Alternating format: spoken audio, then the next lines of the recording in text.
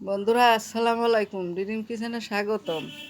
আজকে আমি দুটো ডিম দুটো আলু সেদ্ধ করে নিয়ে এসে এখন ছুলে নেব। নিয়ে তারপরে এতে গ্রেট করে নেব। ডিম দিয়ে দুটো ডিমও সেদ্ধ করে নিয়ে আইছি। ঠান্ডা হয়ে গেছে, এখন ছুলে নেব। নিয়ে এইতে গ্রেট করে নিয়ে তারপরে হলো ডিম দিয়ে আর আলু দিয়ে একসাথে মিশিয়ে তা চপ বানাবো। আপনারা দেখতে থাকুন। আলু দুটো ছোলা হয়ে গেছে, এখন গ্রেট করে নেব। এভাবে গ্রেট করে নেব। এই আলু দিয়ে আর এই ডিম দিয়ে চপ বানালে খুবই সুন্দর একটা স্বাদের জিনিস হয়।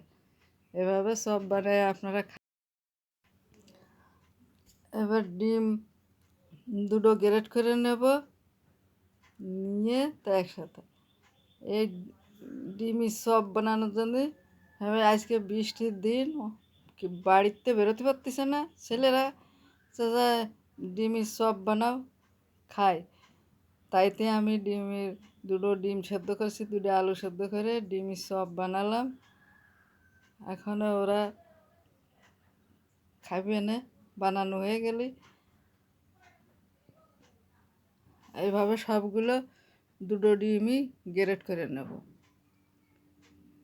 নিয়ে সুন্দর করে মেখে নেব। আর ডিম দুটো হয়ে গেছে, আর একটা আলু আছে, ওটাও গ্রেট করে নেওয়া হয়ে গেছে। এখন সুন্দর করে মেখে নেব। আর প্লেটে মাখানো যায় না, এই জন্য বাটিতে নিয়ে নিলাম যে এবার সব কিছু এক এক করে ওর ভিতরে মশলা দিয়ে দেবো।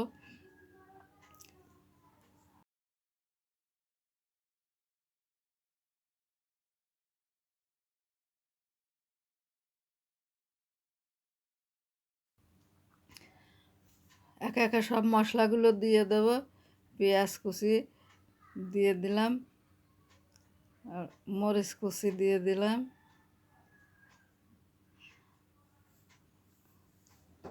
মরিচের গুঁড়ো, স্বাদ মতো লবণ, আর জিরে বাটা, রসুন বাটা, আদা বাটা, এবার কর্নফ্লাওয়ার আর চালের গুঁড়ো দিয়ে মাখানো ছিল একসাথে, তাই একটু দিয়ে দিলাম। চা চামচের 4 চামচ দিয়ে দিলাম, ওতে হয়ে যাবে। এবার সুন্দর করে সব মশলাগুলো দেওয়া হয়ে গেছে, এখন সুন্দর করে মেখে নেব। মেখে নেওয়া হয়ে গেছে, এখন চলে যাব চুলায়।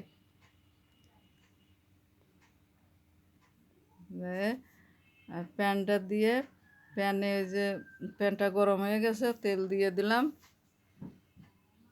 দিয়ে তেলটা একটু হালকা গরম হলে চপগুলো ছেড়ে দেবো, ডিমের চপ।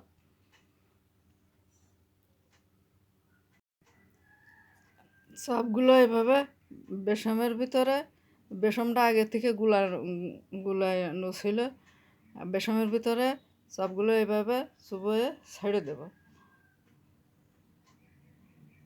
ভাজতে হবে সুন্দর করে, লো হিটে সময় নিয়ে আস্তে আস্তে ভাজতে হবে, নাহলে ভালো মুচমিচে হয় না।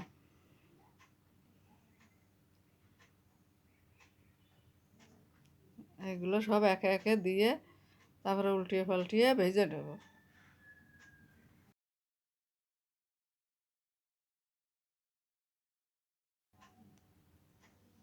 এখন ভাজাটা হয়ে এসেছে প্রায়। এখন সুন্দর করে তেলটা নিংড়ে উঠিয়ে নেব।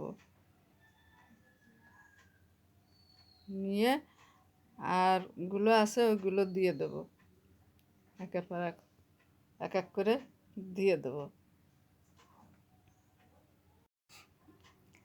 বৃষ্টির দিনে এত সুন্দর ডিমের চপ, মুচমুচে খুব সুস্বাদু চপ, বৃষ্টির দিনে বাসায় বসে খেতে খুবই ভালো লাগে। বাচ্চাদেরও ভালো হয়, বিকেলের জন্য নাস্তা খুব সুন্দর হয়। এই যে ভেঙে একটা দেখাচ্ছি, ওর ভিতরে কত সুন্দর খিরিজবি, কত সুন্দর সুন্দর হয়েছে। এইভাবে আপনারা বাসায় বানিয়ে খেয়ে দেখবেন। আর এই রেসিপিটা যদি আপনাদের পছন্দ হয়ে থাকে, সাবস্ক্রাইব, লাইক, কমেন্ট, শেয়ার করে দেবেন। আপনারা সবাই ভালো থাকবেন, সুস্থ থাকবেন। আসসালামু আলাইকুম, আল্লাহ হাফেজ।